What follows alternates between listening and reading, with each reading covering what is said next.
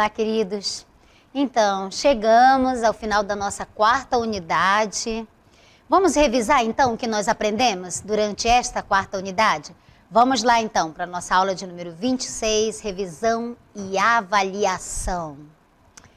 Então, vamos seguir, né? Vamos para fazer esta revisão. Tenho certeza que você vai fazer uma excelente avaliação, porque você vai revisar os pontos principais que estão lá, que serão objeto da nossa avaliação. Vamos ver, então?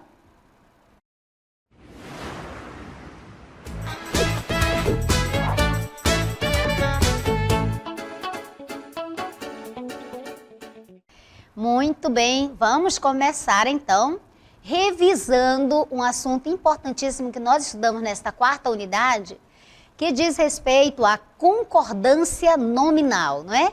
A concordância que se estabelece entre o nome e o artigo, o adjetivo, o numeral, o pronome, correto? Então vamos lá. Quando nós temos dois ou mais substantivos e um adjetivo, o que é que nós temos que fazer? Nós temos que olhar para a posição desse adjetivo.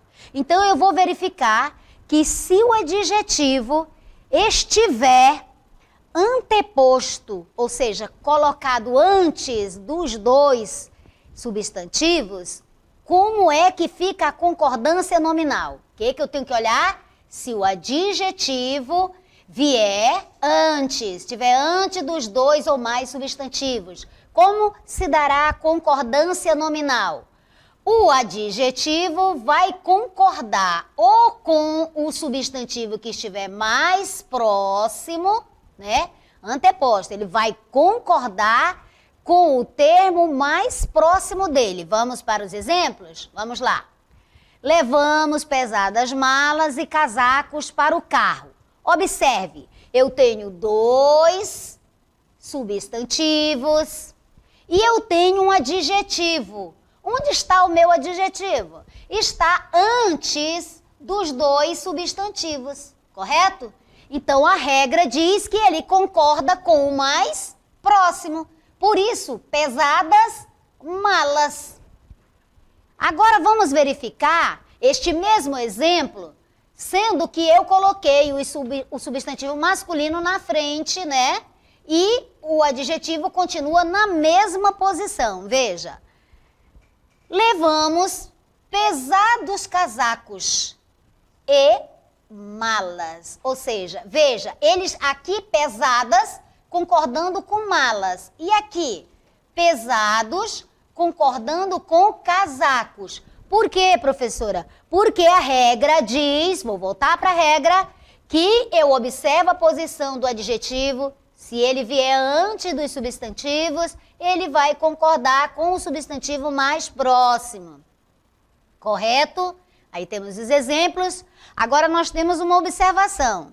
Quando esses sujeitos aí, né, esses substantivos são nomes próprios, nome de pessoas, né, ou de lugares, ou ainda se forem grau de parentesco, se tiverem sinais de parentesco, eu olho para o adjetivo e como fica a concordância dele? Sempre no plural. Exemplo, são muito divertidas as sobrinhas Beatriz e Eduarda. Observe, compreenda a regra. Nome de próprios, ok?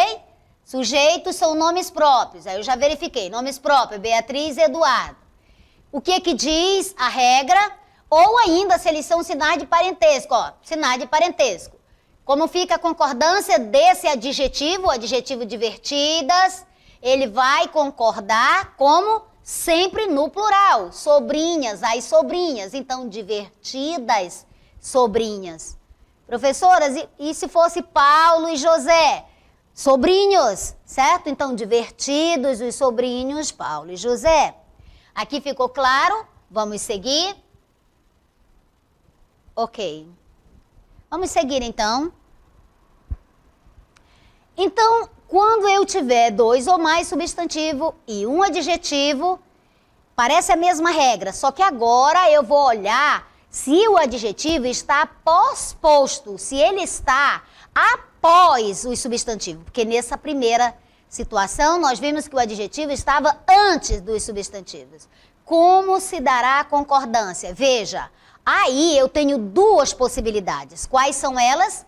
Ou esse meu adjetivo vai concordar com o substantivo que está mais próximo dele, ou vai concordar com todos eles no masculino plural, se eu tiver dois ou mais substantivos de ambos os gêneros, né? Um masculino e um feminino. Exemplo, encontramos cadernos, lápis e canetas espalhados no chão, correto? Então, o que é que eu tenho aí? Olha, encontramos cadernos, lápis e canetas espalhados no chão. Observe que eu tenho esse adjetivo que está pós-posto, está colocado depois. Depois de quê?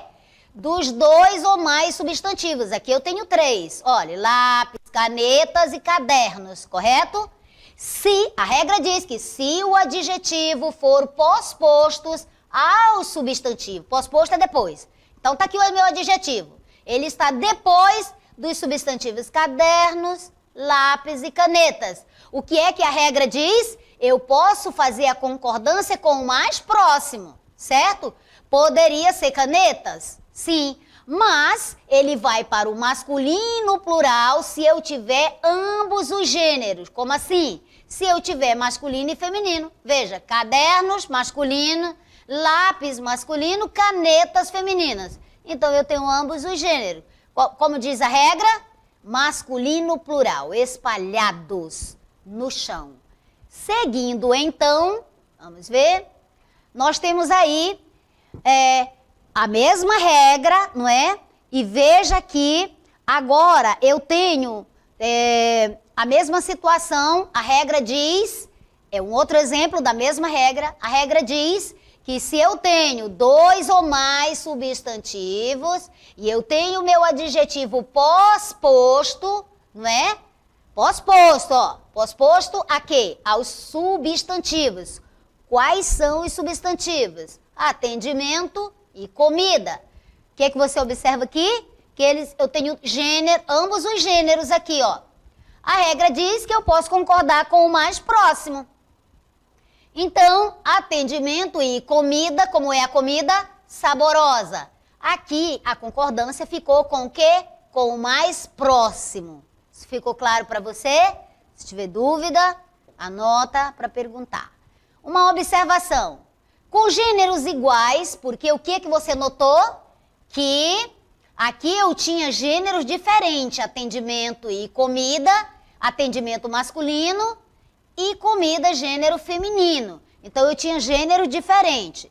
Mas, olha a observação, se eu tiver gêneros iguais, dois ou mais no mesmo gênero, o que acontece? Ambos os substantivos, né? Se eu tiver gênero iguais para ambos os substantivos, o adjetivo tanto pode ficar no singular, quanto pode ir para o plural. Então, aqui eu tenho essas duas possibilidades. O que diz a regra? Gêneros iguais, sensualidade e gênero feminino, certo? Feminino. E beleza, qual é o gênero? Feminino. A regra diz que se eu tiver gêneros iguais, eu tanto posso fazer a concordância no singular, deixar o adjetivo no singular, como está aqui, ou posso levar para o plural. Então veja que aqui esta concordância ficou no singular, porque a regra diz que é possível isso. Correto? Seguindo, nós temos a concordância dessas expressões. Gente, essas expressões, elas são maravilhosas e como costumam aparecer na sua fala, no seu discurso e também nas avaliações, no seu texto. Então, olha aí, nunca mais erre, você tem a capacidade de compreender e realizar essa concordância. Com a palavra só, veja, só vai ter o significado de sozinho e somente. Quando só, a palavra só significar sozinho, ela será variável. O que significa isso? Ela pode pluralizar, ela pode ir para o plural. E quando ela tiver o sentido de somente, veja, sozinho, Pode ir para o plural ou ficar no singular, ela pode variar. E quando ela tiver o sentido de somente, então ela fica invariável. Aí ela é advérbio. Ela fica nesta forma. Qual é a forma? Só. Ok? Olha o exemplo. Ele fez o trabalho só. Olhe, ele fez o trabalho só. Ele fez o trabalho somente, sozinho, né? Por que não foi para o plural? Por que não variou? Porque eu estou falando de um só. Ele fez o trabalho só. E se fosse eles? Aí sim, ó. Eles fizeram o trabalho sós. Por quê? Porque a palavra sós aí variou, foi para o plural. Porque eu tenho o sujeito eles, certo? Concordando, fazendo a concordância, tanto verbal quanto nominal. Agora, olhe no último exemplo. Só ele fez o trabalho. Aí a palavra só está com o sentido de somente, fica invariável.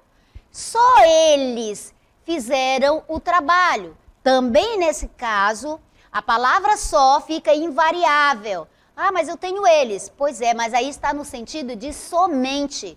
Ou seja, somente eles fizeram o trabalho. Tinha um grupo aqui e somente eles fizeram. Os demais não. Seguindo, amores, vamos ver a concordância de é proibido, é bom, é necessário, é preciso, é permitido. Vamos recordar que quando não estiverem, todas essas expressões, quando elas não estiverem acompanhadas de um determinante, o que é um determinante, professora? Pode ser um artigo, outro adjetivo, qualquer palavra que determine. Elas não variam, elas ficam invariável. Quando não vierem. Neste exemplo, entrada é proibido. A palavra, isso aqui, ó, fica assim, ó. Ela não vai variar. Ah, professora, mas eu tenho entrada. Pois é, você tem entrada, só que você não tem a entrada, como aqui, ó. Aqui variou, por quê? Aqui é proibida, porque eu tenho um determinante aqui. Eu tenho um artigo, a entrada é proibida. Porém, no primeiro exemplo, eu tenho apenas entrada é proibido. Parece estranho? Parece, mas a regra diz que quando ele não vem acompanhado, ele não veio, então não vai variar. É necessário paciência. Professora, não seria é necessária paciência? Paciência não é feminino? Sim. Só que eu não tenho um determinante. É necessária a paciência. Eu não tenho aqui. Então fica invariável, fica no masculino mesmo. Agora, olhe para cá. A paciência está determinado. A paciência e outras qualidades são necessárias. Variou, correto? Seguindo, as palavras próprio, anexo, incluso, kit, obrigado. Elas vão concordar tanto em gênero quanto em número com o quê? Com o substantivo ou com o pronome a que se refere, a que está fazendo referência. Exemplo, muito obrigadas, disseram quem? As alunas. Olha, veja que obrigada variou, por quê? Porque ela está concordando com esse substantivo aqui, as alunas. Então, só uma dica pequena. A mulher sempre diz obrigada, mesmo que ela esteja agradecendo a um homem. E o homem sempre diz obrigado, independente se está agradecendo a outro homem ou a uma mulher, correto? Seguem anexas as fichas. Veja, a palavra anexa variou. Por quê? Porque está concordando com fichas. As fichas. Seguem anexas às fichas. Seguem inclusos. A palavra incluso variou. Por quê? Porque está concordando em gênero e número. Todas essas aqui estão com o substantivo a que se refere. Qual é? Os documentos. Os documentos inclusos. Estamos todos quites com o clube. Quites está concordando com a palavra, né? O pronome todos. Todos quites. Correto? Então, elas variam. Sempre lembrando, todas elas vão variar. Concordando com o nome a que se refere. Então, se o nome estiver no singular, a palavra vai ficar no singular. Se estiver no plural, a palavra vai para o plural. Seguindo, nós temos a concordância com esses dois aí. A palavra meio e a palavra bastante. Então, gente, aqui é preciso muita atenção. todos dois, tanto a palavra meio quanto a palavra bastante, elas funcionam ora como adjetivos e ora como advérbios. Quando elas funcionarem como adjetivo, professora, como é que eu vou saber quando for adjetivo? Adjetivo não caracteriza o substantivo? Então, quando estiver caracterizando, atribuindo uma característica, aí, meus amores, né, está se referindo a um substantivo, elas podem variar. Estas duas palavrinhas, meio e bastante, podem variar, podem ir para o plural, podem ir para o feminino, né? No caso da palavra meio, pode, se funcionar como adjetivo. Porém, se essas duas palavras funcionarem como advérbio, elas não variam. Vai ficar sempre meio, masculino singular, e bastante, assim, sem pluralizar. Exemplo, pedi meia porção de fritas e meia cerveja. Veja, meia aqui está se referindo a quê? A porção, meia porção, metade da porção, certo? E meia cerveja também, metade, uma cerveja inteira pediu só meia. Então, se referiu, aí está como adjetivo. Vamos ver outros exemplos. É meio-dia e meia, metade do dia, veja, aqui não, aqui está como advérbio, né? Meio-dia e meia, meio o quê? Meia hora. Há bastantes motivos para celebrarmos. Bastante aqui está funcionando como adjetivo de motivos. Muitos motivos. É uma forma de você acertar a concordância nominal da palavra bastantes. Existem muitos motivos. A professora estava meio nervosa.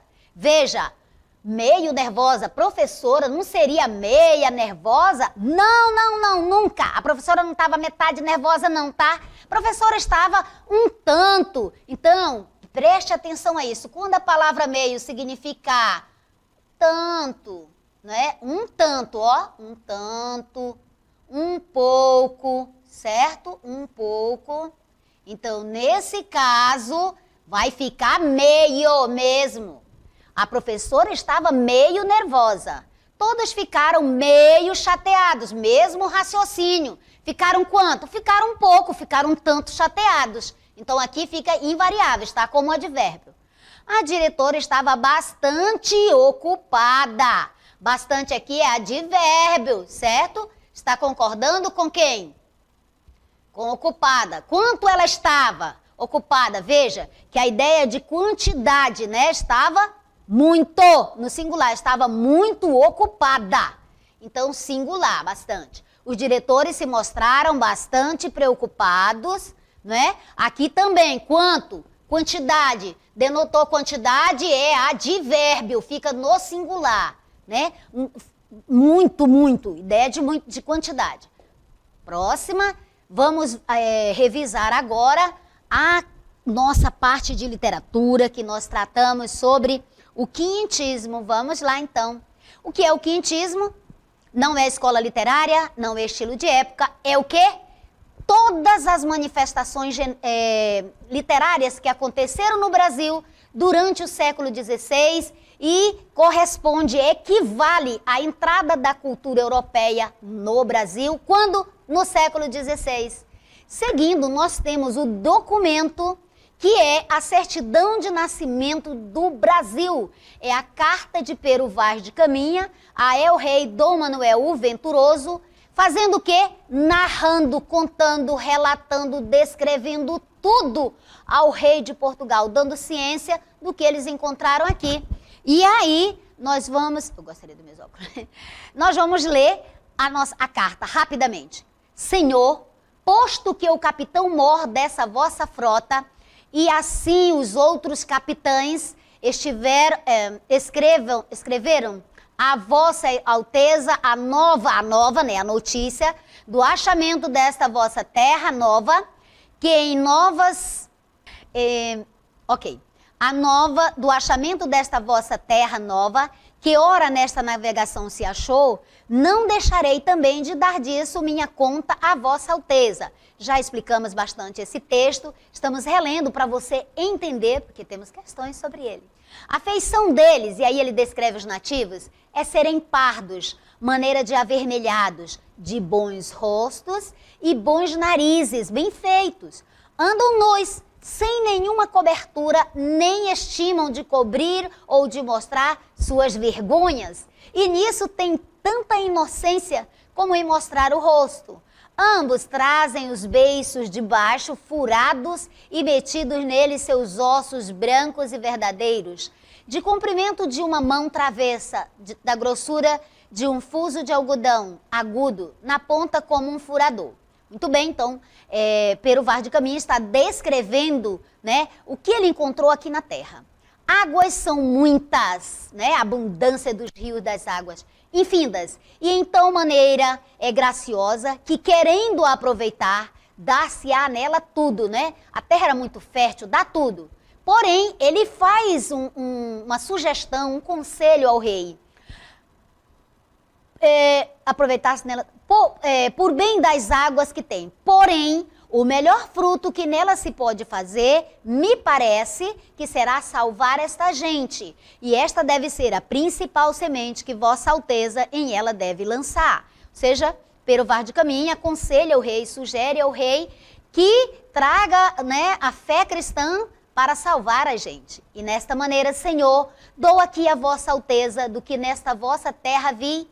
E se algum pouco me alonguei, ela me perdoe, que o desejo que tinha de vos tudo dizer, mo faz assim por pelo miúdo, né? Detalhadamente. Miúdo aí é detalhadamente. E o fecho, despedindo-se, beijo as mãos de Vossa Alteza, deste porto seguro, Bahia, da vossa ilha de Vera Cruz, lembrando o primeiro nome da nossa terra do Brasil. Hoje, nesta sexta-feira, 1º dia de maio de 1500, Pero Vaz de Caminha, lembrando aí, né, já acabamos de aniversariar essa carta.